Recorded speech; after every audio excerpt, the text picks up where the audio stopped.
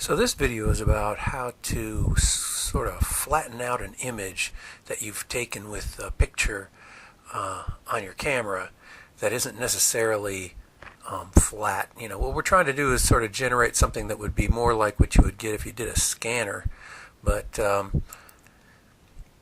you've taken it with your camera. So first of all, you open up the toolbox and then you crop it to the general shape of the object that you're trying to finish out on.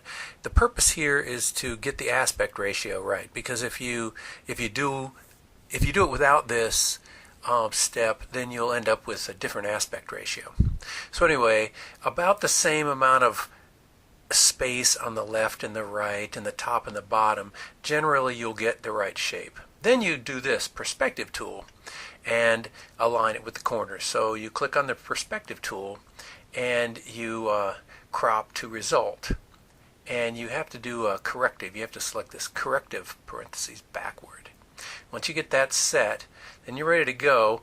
A single click will give you these boxes that you can move on all four corners, and what you do basically is align it with the four corners. Now this one's a little difficult because I want to get Mr. Shocktop's hair here, so I'll leave this up a little bit higher. Normally I would, if they're square on top, it's much easier. Unfortunately the bottom is a little bit cut off on this video, but basically what I'm doing is aligning to the bottom of the to the logo. So you want to have everything pretty, you want to square it up with this grid that shows up here, and it's all eyeball.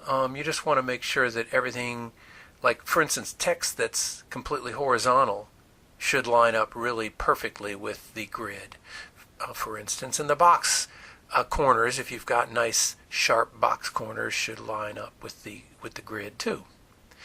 And you can look along these lines like this, and take a look at how this box isn't even perfect with respect to the actual box itself, but you just do the best you can and align these things with the edges as best you can. And when you get, you can be pretty close here.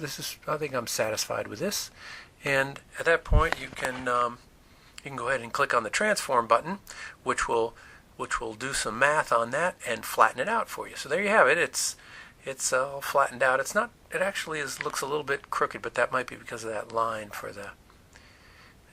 right in the logo.